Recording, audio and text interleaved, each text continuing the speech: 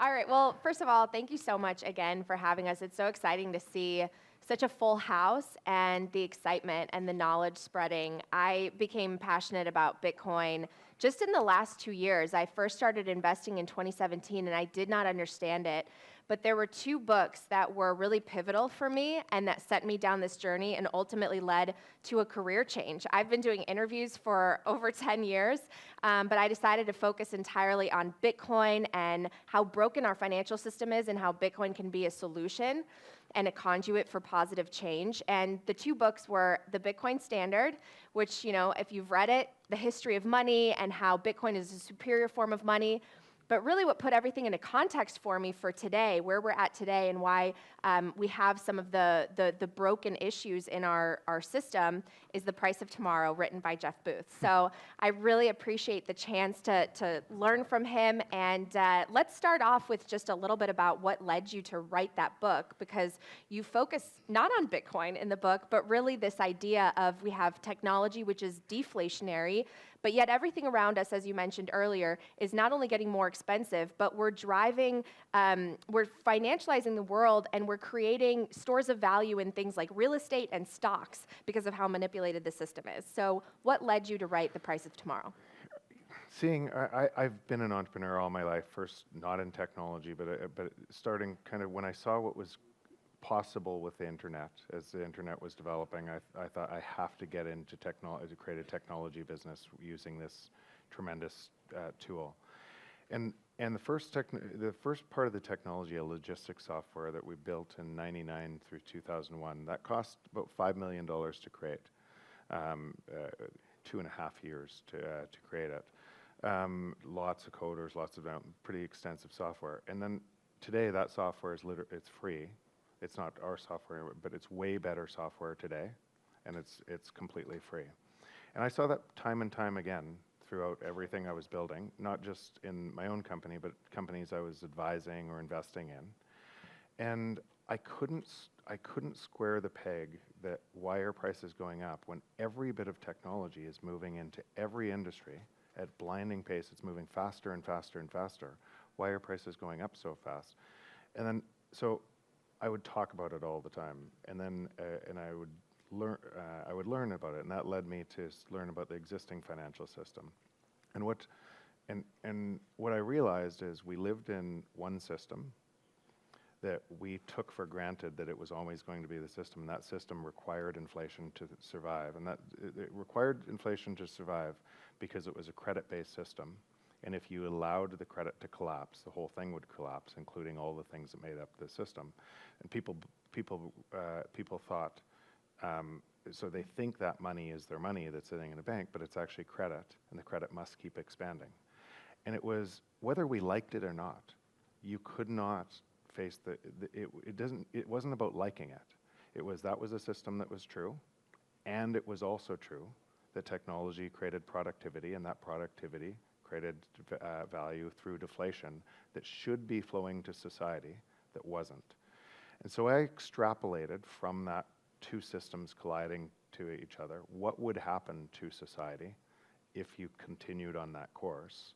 And what I came to, and probably even 5, 10, almost 10 years before I wrote the book, I told everybody. I talked to, if you were listening to me at a campfire, you didn't want to listen to me at a campfire anymore. No one wanted to talk to me about this anymore. My friends did, because I couldn't, once you see something that no one else sees, you can't unsee it.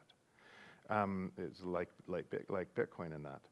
And then I looked at my kids, my young kids, and I realized they wouldn't live in the world that I grew up in. The world would become more polarizing. It would be more dangerous than everything else. When we had a choice and we could live in a different world, and we had abundance, abundance could be all around us, but we were stuck in a system. And so I decided to write the book basically as any entrepreneur would do. I wasn't an author. I felt compelled to write the book because of that. Well, I love one of the themes that you touch on is this idea of we should have abundance, especially because of technology, but yet we don't. And, you talk a lot in the book about growing wealth disparity. And we see that more and more, not just in the US, but really everywhere, where a small percentage of people have a bigger and bigger piece of the pie. And that was accelerated with the response to the pandemic. Billionaires got even richer, and everybody else is sort of fighting for the smaller slice of the pie, and how that leads to populism. So now we see people feeling frustrated and looking for someone who could potentially be their hero or their savior within a particular political party, yet that's not really where the core problem is, right? And so you see this populist uprising, it's fertile ground for revolution, but the sort of frustration's displaced. Can you talk about that? Yeah, and when you understand inflation, so the first question is, why is inflation required for a productive economy? And there's a large belief by the majority of the population that it's required for a productive economy. And it's not. Inflation is required for a debt-based system to survive, and we live in a credit-based system, but it's not required for a productive economy. And so people conflate that because they're worried about the debt collapse. So now if you break down inflation and you grant somebody an ability to create more money, which creates societal impact, because what that is inflation, the other side of the coin to inflation is wage deflation. Otherwise it wouldn't work. If some people weren't getting paid less in real terms, it wouldn't work. So you realize it's a theft from some of the population to others. And you realize there's no fix to that problem, and that theft has to get bigger and bigger and bigger. And when it's 2%, maybe people put up with that theft because they don't notice it. And when it turns into 10%, because it has to turn into 10%, then 20%, then hyperinflation, it has to, they start to notice it and they start to get mad and everything else, and it transfers that wealth into control of very few people. And as that does, because there's way more people at the bottom, middle, and bottom of the ladder, and that ladder just gets concentrated more and more, there's nothing you can do in society to keep out the many. There's no walls you can build high enough to keep out the many. There's no citadel you could build to stop the many from coming and taking it back. And that's the revolution and where society turns. And in that, but it's easier to blame a system problem on a person. And just remember that. And remember that in everything you're dealing with. And when you listen to the news and you listen to the nonsense in the news, it's easier to blame a person for a problem than a system. And so we all want to make a villain. And we all and somebody tells us there's a villain there, and we'll bite, and we'll create a villain, and we'll move to create more power in the person who's telling us. But unfortunately, on a system problem, we're just granting them power to do on the same system. So it just gets worse and worse. And I realized that got worse and worse, and it had to. We were living in an age of abundance. That monetary printing or money printing created an age of scarcity. And so abundance in money creates scarcity everywhere. Scarcity in money creates abundance everywhere. But people couldn't see it because they were measuring the system from the system. How do you envision a future under a Bitcoin standard?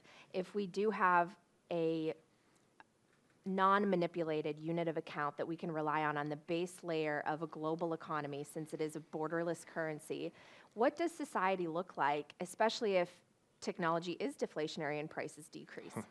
So there's going to be a whole, we could spend all day on this and into the night and all day, because a lot of what happens is people carry their baggage from the old system to the new system, and it looks entirely different. But let's just start with one. So I mentioned why inflation works and why the opposite side of that is wage deflation, is because wages are sticky, going up.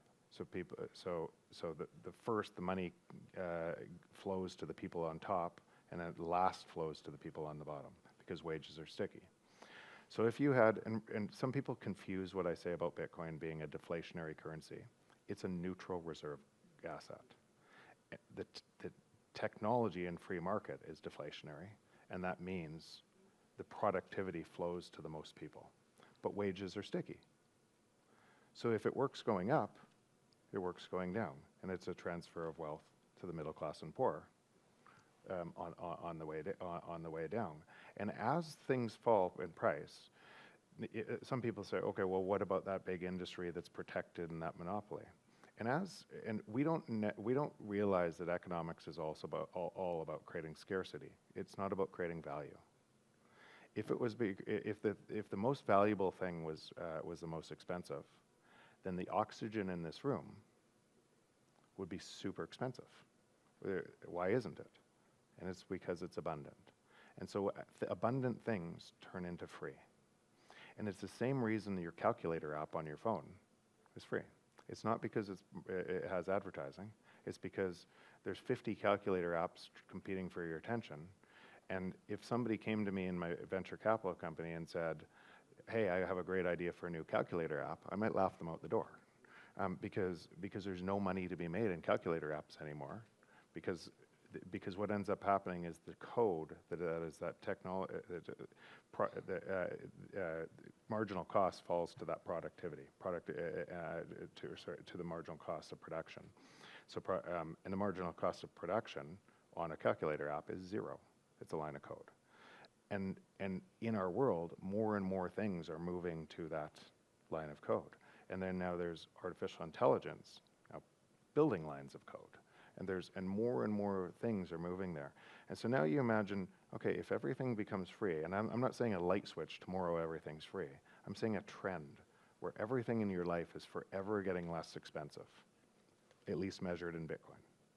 It wouldn't in the existing system because it's a different system. But measured in Bitcoin, everything in your life is forever getting more expensive, less expensive. Then what that means is you don't have to work as hard. And how do you make more Bitcoin? You provide value to somebody else. It's the only way in time to make more Bitcoin. That value is the transfer of our labor. And then if there's this big giant monopoly and a whole bunch of people not working and maybe not needing to work because things are free, what do you think they'll do? Might they attack the big monopoly with high margins because you could create more value there? So the free market attacks. And I'm going to go a little deeper in this because I think it's important. Information or trust connects us all over the world. That trust is based on information that we call money. Is that fair? So it's just information. If you wanted more money, then a Venezuelan bolivar would be the same as your US dollar. You don't want more money. You want what you think the money will buy you. And that is hope for my family. It's enough money to take a vacation every year. It's enough. That's why you work. It's to retire safely. For some people, it's about ego, so they can tell people they have more than them. But really, the reason you don't describe the information, you describe the feeling you want from the money. That's why we want money. And that money is really describing trust between us all over the world. And what we do with that information is it creates, in our own minds, if you had to think, what could I do in a day if I had to do everything in the day for my lifestyle? And you couldn't do very much. All of your life would be providing for warmth and food, all of your life, and you might not even be able to do that. So you'd group with other people who could share the load to provide you that.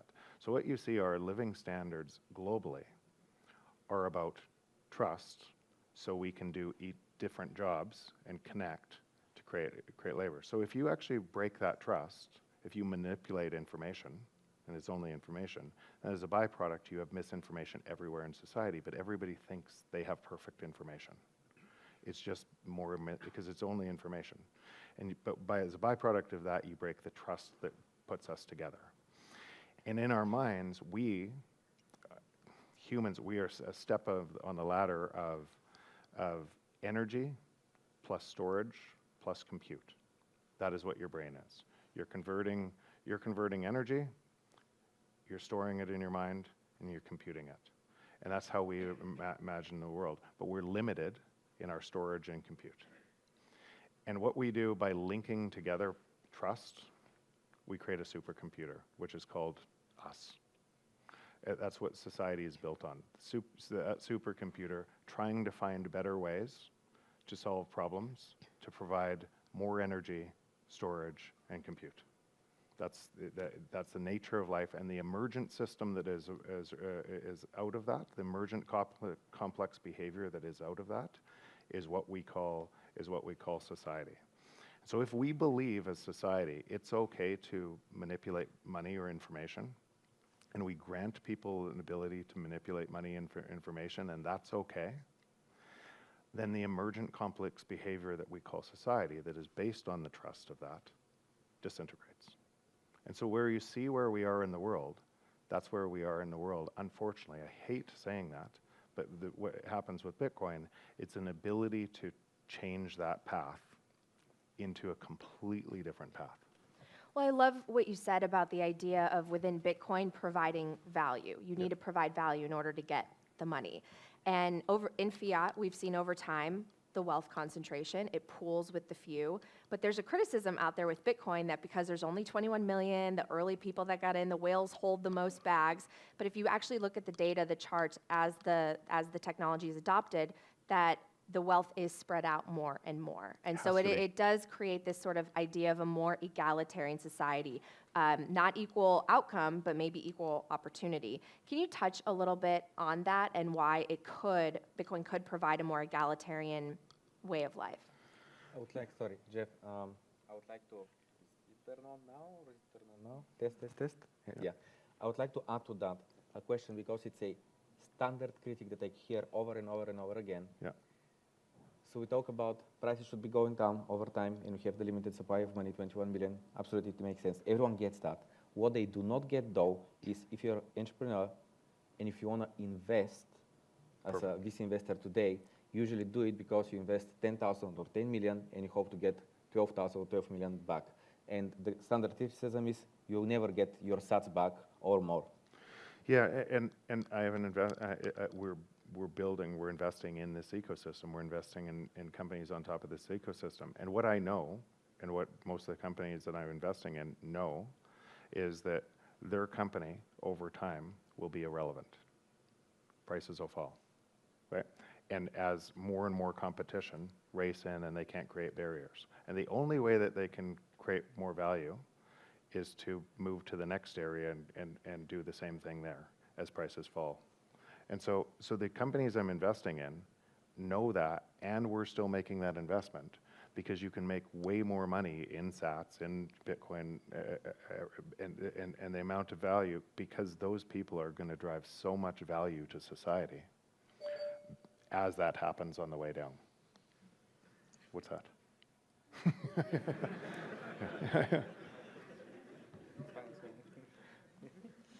So can you touch also on just this idea of sort of how Bitcoin, so there's 21 million, right? But people need to transact, the billionaires out there need something, right? Max Kaiser, I remember I was in El Salvador and he talked about the fact that when there's 21 million and that's it, it's a finite amount, you know, they have to eat too, right? Someone has to service Michael Saylor's yacht, and so the Bitcoin starts to flow and there's more velocity in money, which we don't have a lot of velocity right now. So how would it create maybe a system in which money is moving faster, changing hands, and more people have opportunity to create value to get money back? Okay, two sides of that question. First side is why do we build credit-based systems in the first place? Why has society never seen this, and why would this be new to such a new breakthrough, and what could change? So before, gold historically served that example, but gold couldn't have velocity in money because you couldn't move it around at the rate economies were moving. It had to be centralized. And once it was centralized, either in a bank first or a central vault in a country, once it was centralized, it provides an incentive to build a credit note system on top of it. Once a credit-based system is built on top of it, let's say a bank said, oh, I'm going to lend only 1-to-1. Then the bank can't make any money. So the bank says, well, no one ever is going to use it. Nobody's going to claim their gold all at the same time.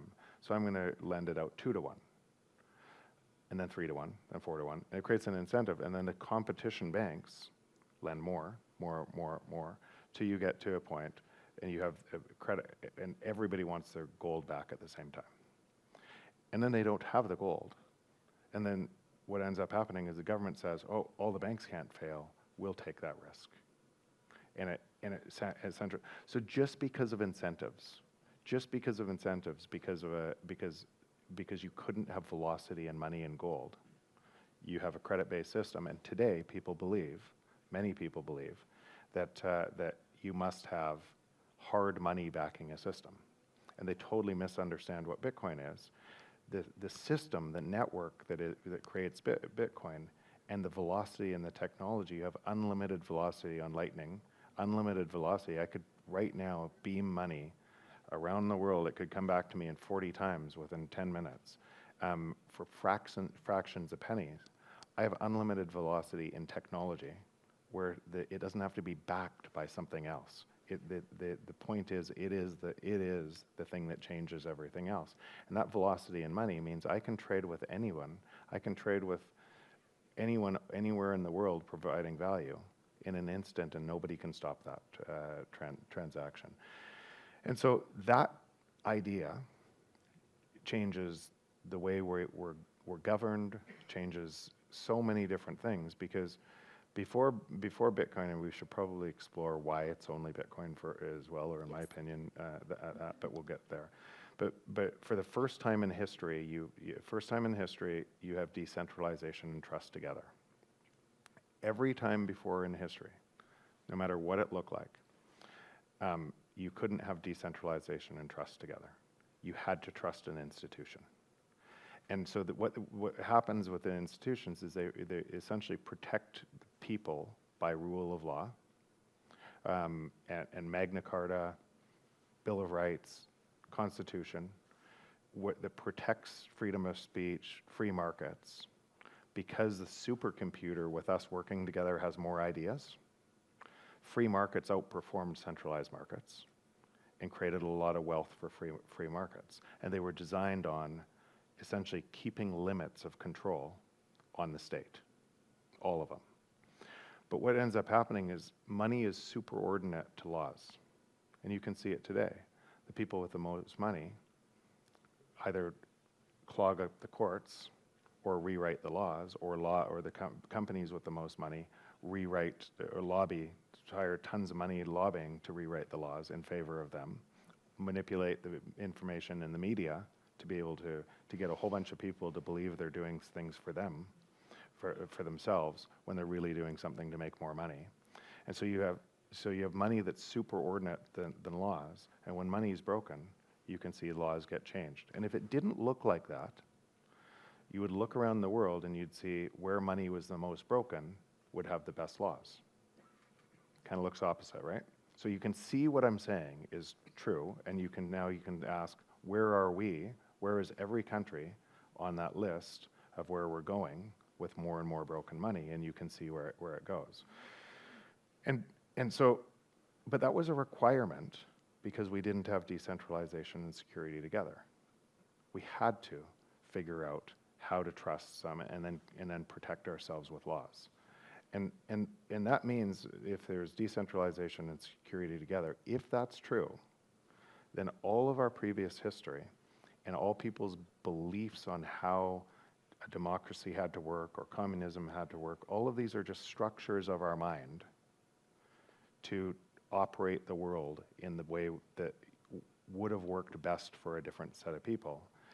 And all that changes. We have what that changes going forward.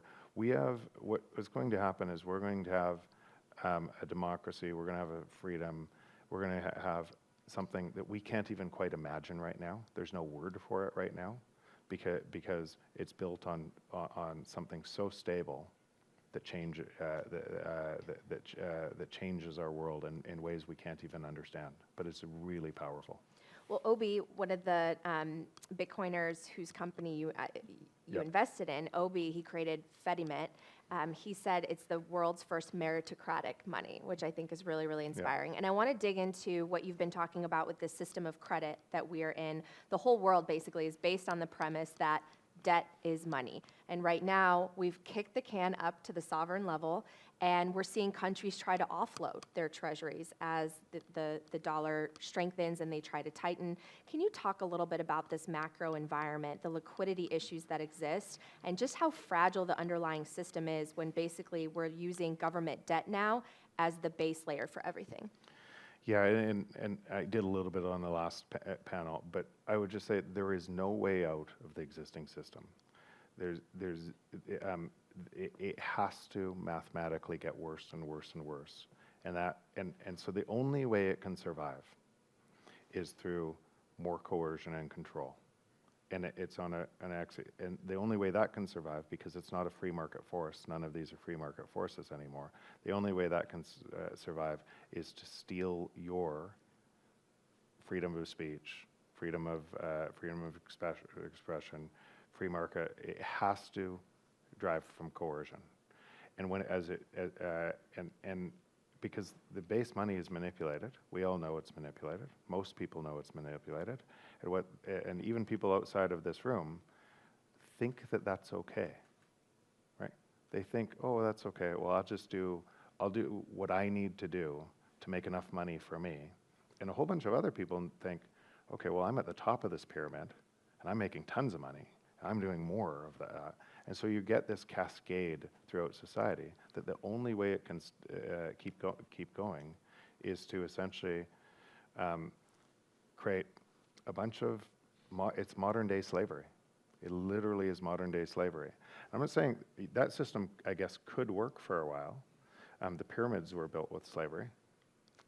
You could build things, but it presupposes that there's some sort of ruler that decides what everyone else in society does. And if you want to say, who deserves that right, unnatural right, then paint the picture, make a quick case to me why somebody deserves that right based on manipulation of money.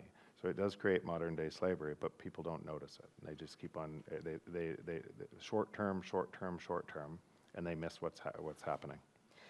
Jeff, people say to me who don't know about Bitcoin, look at the history of even just the last 100 years with globalization, with technology. We've created a ton of wealth. We've brought so many people out of poverty. What do you mean this system of credit doesn't work? What do you mean the global reserve currency status hasn't worked? What do you say to them? I say what I said to I argued on the last panel exactly the opposite of what I'm doing, because to say that it hasn't worked for a time, we've lifted the world a lot of the world out of poverty on that system. But that system breaks eventually from the same thing. And by the way, it has not, it has come with negative externalities. It comes with negative externalities of having war machines and puppet dictators in different countries, and imposing pain on those countries and those citizens to be able to run a monetary system. So the negative externality of one person, but you wouldn't see it in your country, or in the US you wouldn't see it, but Africa might be the negative externality of your decision. You have to be able to drive that. Now, bringing China on board, maybe that's a good thing. Maybe that couldn't have happened as fast without that. That's not the part I'm arguing. I'm just arguing where we are now. It's impossible to keep that can going, and it comes at a great cost to society. Again, if you just go back to it, we have all the technology today without more to drive abundance around the world. It's staggering, and that's accelerating. Why don't we see the abundance? And we don't see the abundance in most parts of the world because we have abundance in money creating scarcity. Do you think that most of the leaders out there are operating with ignorance or malice? They're operating from a system. Let's just use this. So probably more ignorance, but even if you were very little malice, but even if you were in the system and this idea came, how would you fix it from the system? Because if you if you kept tightening, if governments said, okay, we're not printing anymore, everything collapses into chaos. Supply chains fail everywhere. It's back to a barter system. And I'm sure nobody would vote for that. And then if you keep printing, you have inflation, then hyperinflation and concentration of wealth. So there are no good solutions. There's door one, door two, and they're both terrible solutions. And so if you're on top of this and somebody told you door one and door two, you're going to choose printing. And if you're and remember, you're voting for it. When we say they, we don't realize how much power we have and how much power we actually give the system by pretending these people are pulling strings. They're a culmination. They're the people that we put in power to be able to protect us. And when they tell us, oh, we'll give you more money, we vote them in. So, and think about how hard this is to understand, even for anybody listening to this and think about how hard this is to understand. Ask your neighbors, ask people outside of this room, hey, would you vote for your house price coming down every year? Would you do that? Would you vote for over time? Would you vote for getting less money in your paycheck next year? And they would laugh you out of the room, because we would never vote for that. And that's why that taking it out of our hands, taking our human nature out of our hands and putting it in Bitcoin, decentralized security where we don't have a vote, forces a path of abundance. Because individually or in a country, what we would do is, it's okay, we're going to do this, and that other person is going to pay, but we're not going to see the negative externality. So you understand why it looks like this, because human nature thinks about for us first. I think it's really interesting, the picture that you paint of houses falling to their utility value, because you're right, for so many people in the US, most people's savings account and how they've built wealth is through real estate. Yeah. And if you are familiar with cities like New York or Los Angeles, California, you can have like a parking spot that's worth more than homes in other parts of the planet. I mean, it's gotten so extreme. But how does that transition look, where we're moving from one system to another, when most people arguably would say, well, no, I'm judging my current situation by the only system I know and understand. I'm measuring it from the system, and that other side sounds so scary. Messy and chaotic. That's how it looks. And hopeful for people that are in Bitcoin, because they're on the leading edge of this. And they're seeing this, and they're seeing their value go up into society, because more people are having questions, same questions that you had when you came into Bitcoin, same path. And once you're down the rabbit hole in Bitcoin, though, you actually believe everybody else. No, why don't they get it? When 3 years ago you didn't get it, mm-hmm. right? And so that obviously, when 99% of a population is in one system, measuring that system by the system. I would bet many people in this room are measuring their Bitcoin in your currency instead of in Bitcoin. Many people in this room who should know better are doing the same. When you realize it's way more people are measuring the system by the system with it, then that frame of reference is going to be hard to understand for a lot of people. But the frame of reference is true. So if you're in this system and you're measuring everything by that system, it's going to get more and more chaotic. You're going to wonder what's going on in the world. And if you understand mm-hmm. both systems, the transition from one system to another, you'll start to just spend more of your time in the system that's providing the outcome you want. Well, because of inflation and because of what we just talked about with houses going up in value, younger generations have really felt shut out, right? You cannot afford the house that your parents once could, and they probably could afford it on one income. Now people are graduating, they have so much debt, and how do they start? So I've always said, I don't think crypto is any surprise, because young people, I think, want a seat at the table and they want a shot. They don't trust the institutions and the system that essentially has failed them.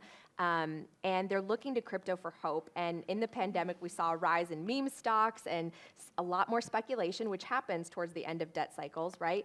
Can you talk a little bit about crypto at large and Bitcoin? You wrote this fabulous article, Finding Signal in a Noisy World with all these different altcoins. A lot of us started probably, we had different currencies, and then maybe we lost money, or we eventually made our way to Bitcoin. Why Bitcoin only, or why Bitcoin as the superior form with all the others going to zero eventually? So I already talked about money as being information. It's just information. So if there's a magnitude of more misinformation in the world, and there has to be more manipulation of money, more misinformation, and everybody's looking through that misinformation, and then something is different, Bitcoin, something that is humanity's never seen before, and it starts taking off and making a whole bunch of people wealthy on Bitcoin, going from nothing to where we are today, up and down on the way, then that would create a natural market incentive, right, in misinformation. Is what people are really trying to do is get enough money to escape the system, and then they saw all these people get rich on Bitcoin. And it would create a natural market incentive to create the new Bitcoin. It would be natural, because then they could get rich too. And it would create a natural market incentive for a whole bunch of other people to say, oh, that's the new Bitcoin. And it would happen over and over and over again. So let's describe why at a deeper level, why that's completely natural, but the other ones become unstable. So there's something called the blockchain trilemma, meaning you can solve 2 of 3 sides of a triangle on a blockchain. And the 3 sides are decentralization, security, and scalability on layer 1 of a blockchain. And so we've already talked about Bitcoin being decentralized and secure, and it's more decentralized and secure today than it was before, and it keeps on getting more and more decentralized and secure. And in that article, I described in a way deeper way why. So if you want to go to that article and understand that at a way deeper level, understand why at this level we'll just say it's the only thing that's completely decentralized and secure. But that would mean one of 2 things. Because it's open source code and anybody could create it, and there was a market incentive to create it, a lot of people would copy it and create Dogecoin or the new one, right? And you'd have to ask yourself, what would the new fresh copy of that, what utility value would that have over Bitcoin? And the answer is pretty simple. There's none. And the longest chain has the most security by de facto. It's the longest chain, more mining, more security, protecting the entire network, protecting everything that's coming next from change. So any new one would have to be less secure. So let's now take any copy of Bitcoin and why, pretty logical why that wouldn't work. Not why it wouldn't work for somebody trying to create value for themselves and sell a whole bunch of unsuspecting population, but create value for population. So that wouldn't work. Now let's explore the other side of that. I already said it was decentralized and secure, but that meant it had 5 to 7 transactions on a second on the base layer. And it also meant that it was uncompromising. People wouldn't change it. And what would that change look like to people that were trying that uncompromising ability, because it was so different?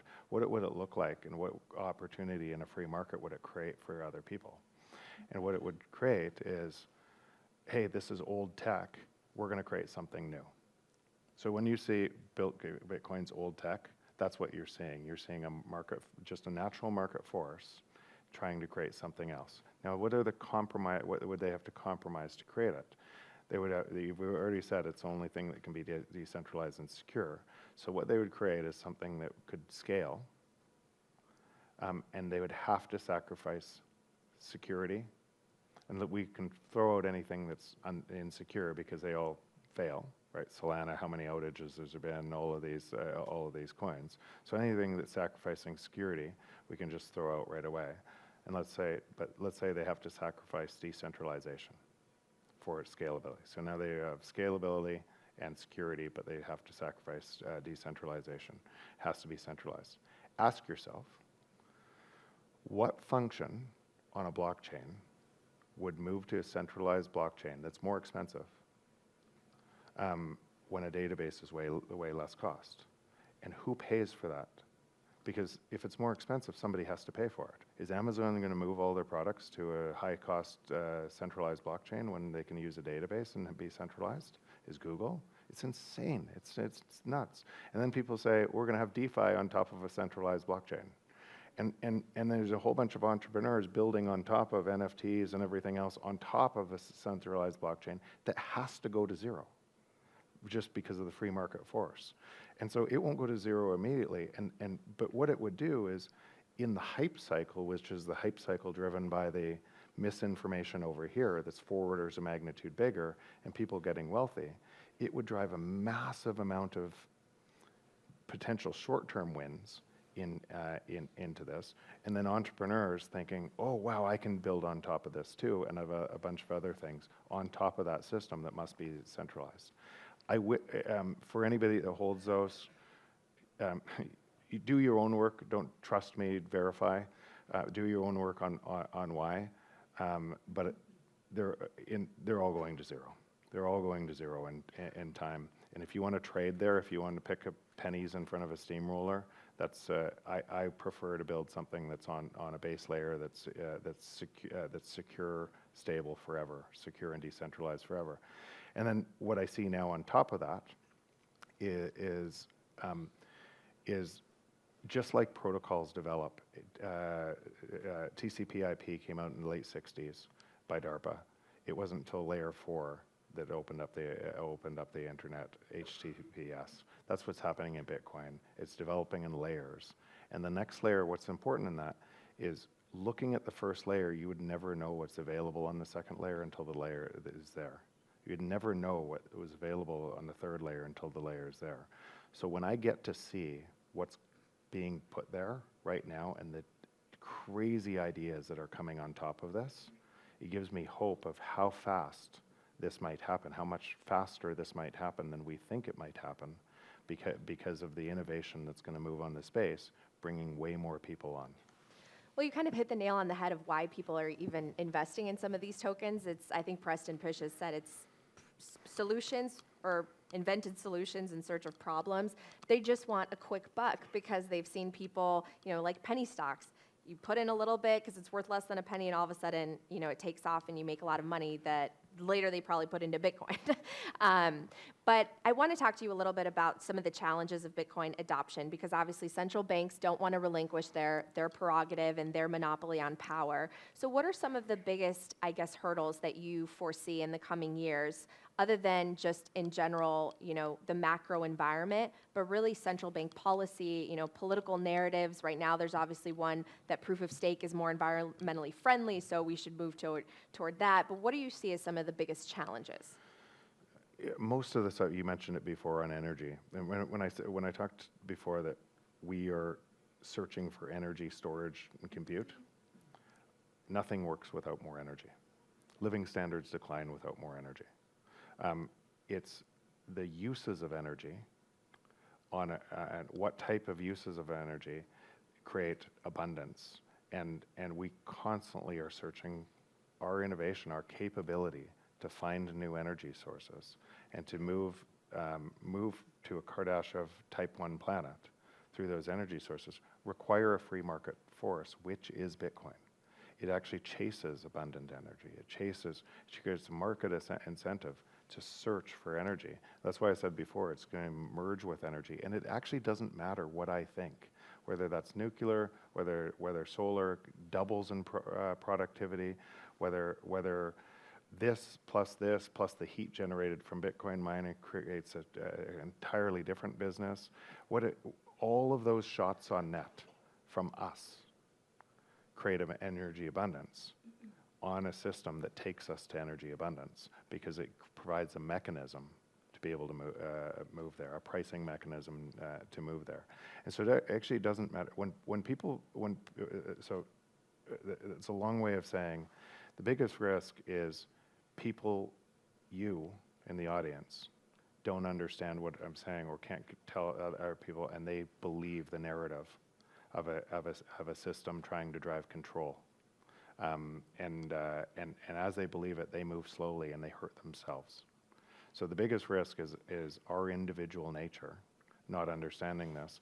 And that's actually it's actually why, Natalie, that I created EcoDeath in the first place, the venture capital company. Because once I understood this, and I was communicating this through my book and other stuff, what I realized is trying to explain the plumbing, trying to explain something that is this deep in the weeds at Bitcoin and trying to get people to understand the plumbing is hard.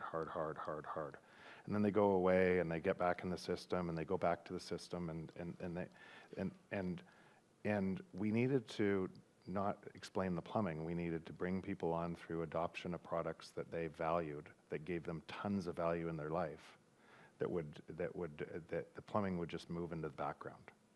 And so when you're in that space and you're investing in that space, then I think those things are going to bring on the billions of people. And they might not even have to go through all of the work in getting there that people do today. Can we dig into a little bit more of just this idea that we reinforce the world that we see, and what we put out there, we essentially bring back, Yeah. right? And so you're passionate about building this world that you envision, as am I, through Bitcoin, because I'd rather focus on this better world that I see that we can build together, as opposed to fighting in between among one another about this world that has so many problems in it. And can you just talk a little bit more about sort of that ethos, because I know it's so central to how you think, how you invest, this idea of really building something else, even though everything around us reinforces the old world. Yeah. I'll try to do this. This week could go down the rabbit hole. We have. But I'll try to do this at a high level. So I use an example quite often where a victim, somebody who's a victim. And why I use that is it's just everybody knows somebody who's a victim. And what that person does is they tell themselves what they really want is love and belonging, like we all do. That's what we're really after. We want love and belonging. And they try to get love and belonging by being a victim. And they're wearing a sign on their forehead that everyone else can read, that they don't tell them. And it's pointed outwards, and those people start moving away from the victim because it's tiring. And then what does the victim do? They double down and create more drama to try to get those people to come back. And when I think about that, I think that's profoundly sad because love is all around them all the time, but they can't see it. And they're pushing it away. And then I think about, okay, well, in my life, where are things not working? And if it's true for the victim, it's true for me too, and I might not be able to see it.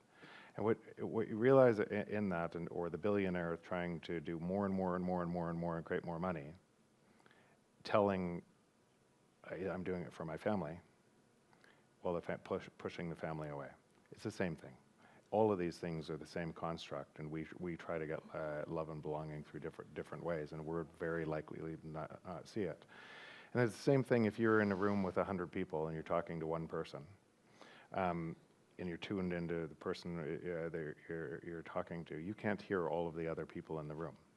But all of that, you actually can hear it. If you had an imaging machine on your device on your head, you'd see the pinpoints of all of those conversations. You'd see them. You just wouldn't create a P3 wave in your brain that would bring it into consciousness. But if somebody said your name across the room, all of a sudden you'd tune into the other conversation. And so what that describes for me is all of the information is always hitting our brains, all of it. Because you'd have to say in that same conversation that if I can hear my name over here, all of these other conversations are going on, and any one of them could have changed my life forever. But most of them I don't hear, I only hear the one I'm focused on. And the one I'm focused on is a result of my own frame of reference. And what I'll focus on, I'll just keep on reinforcing. So if I'm in the wrong frame, I will never even see I'm in the wrong frame, especially if I'm not open to that. And so when I look through my life and I look at the mirror reflecting back to me, whether it's my family, my friends, my people, I see abundance everywhere. And I see out of that abundance, I see hope, and so I see more opportunities. And I don't say that and those opportunities cascade and they create more and more of that. And when I understand that, I also understand that a lot of people in the world, just like the victim, they don't see the same opportunities as me. They don't see the same thing as I do. And blame them for that. I feel sorry, but we all create the world we see. It's just a mere reflection. And if we all want to create then we share in a world that is based on that reflection. And so every one of us in this room sees their own view of the world reflected back from their thoughts and actions, and then where it's not working, blame somebody else. Every single so if it's not working, take accountability for yourself in the room, and you'll be surprised at how much impact you could have on the world. I really do find that to be so true, this idea of the law of attraction. You create your reality, and I think it's so interesting too, because most of us act out of self-interest, and most people, I remember when I was a news reporter and I would do the evening news, I knew that most people are tuned out. You have to really strike at something that's going to hit them at their core, something that matters to them personally, that has affected them and makes them all of a sudden, you know, kind of sit up and pay attention to you. And what's great is Bitcoin turns greed on its head, and it makes it good for everybody. Can you talk a little bit about that, about how this system and capitalism is kind of, I think, backwards today, right? Risk should be rewarded and punished, like you talk about in your book, but instead we have crony capitalism where the government chooses winners and losers. We have bailouts for the people that don't deserve it and don't really need it. We don't have true capitalism, and people associate capitalism with greed, but in this case, with Bitcoin, greed is actually good and it benefits everybody.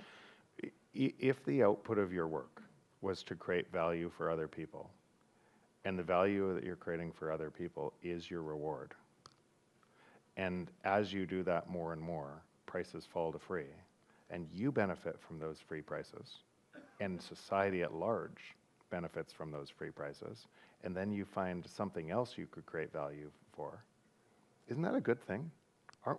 Don't we try to make our lives easier by finding problems and creating more value? Why are we living in a system that is designed exactly the opposite? And from that, we can solve any problem we want. We can solve.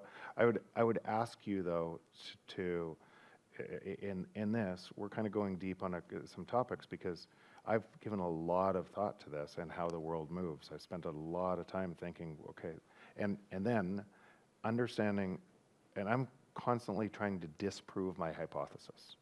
I'm constantly trying to, okay, was Bitcoin, what could there be something else? Could there be, what's wrong? It keeps on getting more and more proved on that. But meet people where they are. So when we talk about the energy crisis, or when we talk about green or environment, most people have a false belief. Now, I grant it's a false belief that kind of energy is a bad thing, and we have to decline energy and the works, and I'm not saying the false belief is atmospheric carbon. That is provable. There's more atmospheric carbon. The false belief is there's a way to stop that from a system that must grow forever on a finite planet. So ask them if climate change is their thing. How do you propose we solve a system? How do we propose we solve your problem with the system that must manipulate money and information for higher and higher things we don't need, to work harder and harder, to stay in a system to do that forever? And they'll find there is no answer. There is absolutely no answer, because as they do that, and as we reduce prices further, then you have to have more manipulation to make prices go up faster. And if you believed in climate change is a bad thing, then the thing that's driving climate change is the system they're advocating for to try to stop climate change. So when I said ask questions before, ask questions to bring into light where somebody wants to explore for themselves why their frame of the world might be wrong. A few months ago, I watched this documentary about fast fashion. I can't remember what were the brands, but they are making like these fashion lines that are being produced every month or so, every 2 weeks. And they explained how actually, in order to, firstly they lie about the environmentally friendly new material they're using, because it's made out of wood or something, and actually they're using so many chemicals to produce it. So yes, it's out of wood, but actually the amount of water that they're contaminating in order to produce the fabric was, I forgot what it was, like 60 to 1. Like 60 tons of water gets completely wasted in order to get 1 ton of this fabric.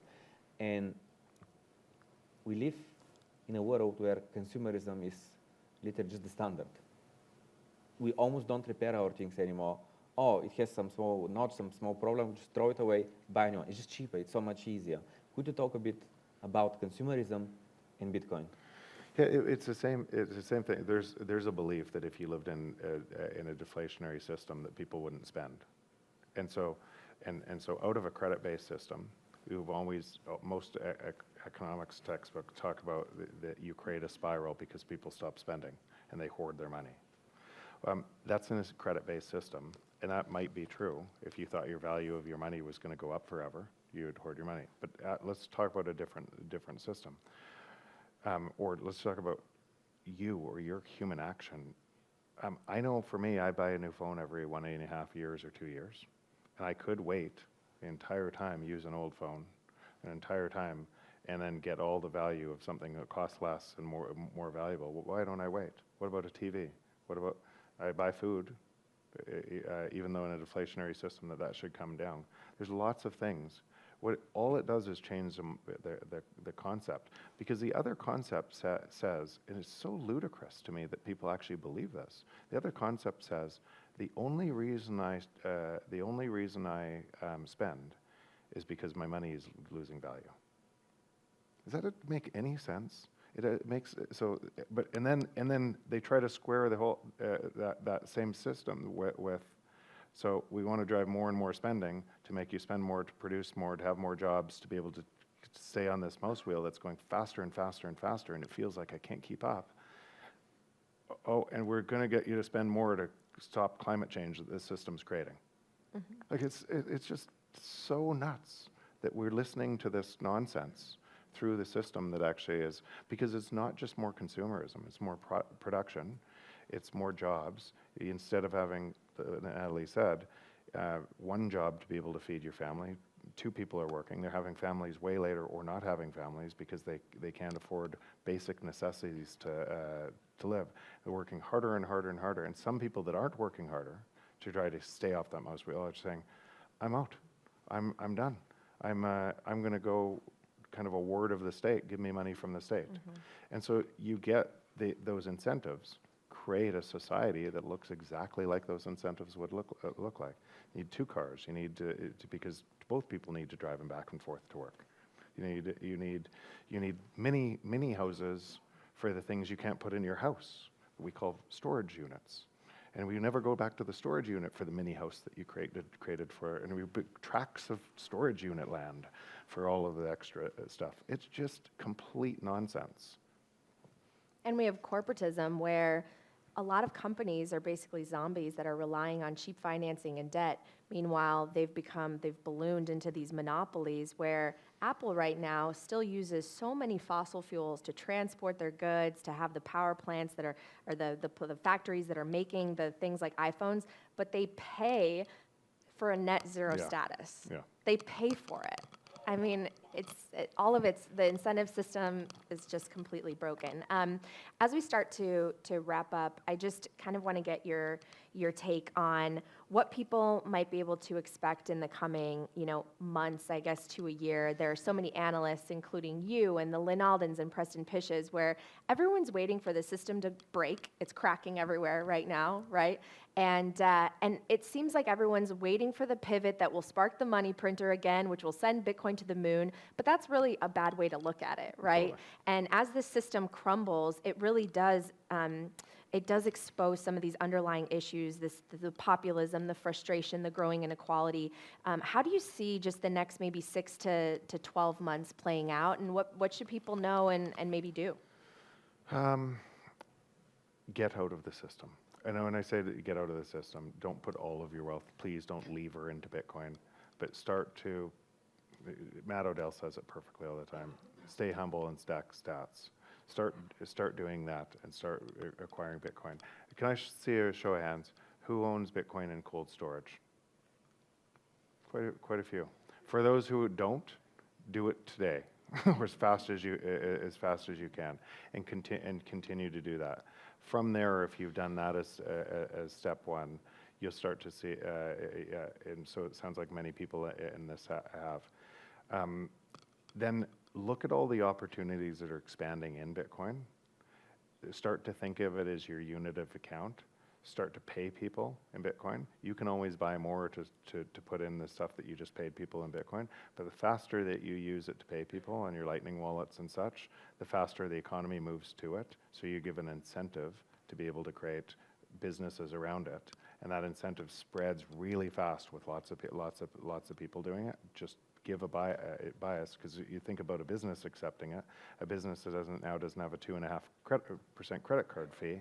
They have Bitcoin, and then as more and more people ask about, are you taking Bitcoin, more and more businesses accept it, and it changes them too. So that's already happening. It's happening around the world. You have two network effects reinforcing on top of themselves. Bitcoin is the asset, and Lightning on top of it, growing and reinforcing each other. But you can incent it.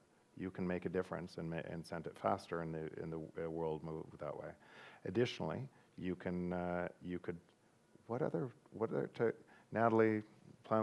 Natalie was a year and a half ago at Bitcoin conference where you came in as at that time you were in regular press, right?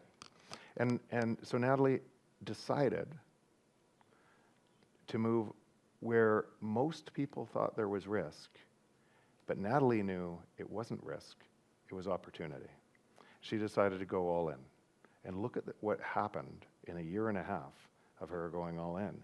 And so what ends up happening is when you're in the system that's moving faster, and everything we're talking about right now is true, and it's based on hope and abundance, you'll see more and more people are looking for your opinion, and you'll see more and more opportunities there. So I would keep that frame. I'd keep that frame, and then the other thing I would do is, while everything looks chaotic over here, try not to lean in. Try to meet people where they are, understand their pain, try to bring them over to a whole bunch of different ways and questions, but empathize and understand where they are, but don't get dragged into the system, because you can't fix it. It's unfixable from the system. Stay in your frame. It's so inspiring, and I just think about the fact that most people are in Bitcoin, including me, because the system in some way didn't work for them, and they were searching for something else. And for the people that it did work for, they empathize with the rest of the people who it didn't work for. And it's what you said earlier, we create our own realities. It's kind of easy to understand why the powers that be, the central bankers, they don't want to understand this, because it's easy to confuse what is and what ought to be when what is has worked for you and has worked in your favor for so long. But we're creating this other reality, this other world, and I'm just so grateful to know and learn from people like you. And Plum, thank you so much for having us. So everyone, Jeff Booth. Thank you. Thanks. And like Greg said, I love Bulgaria.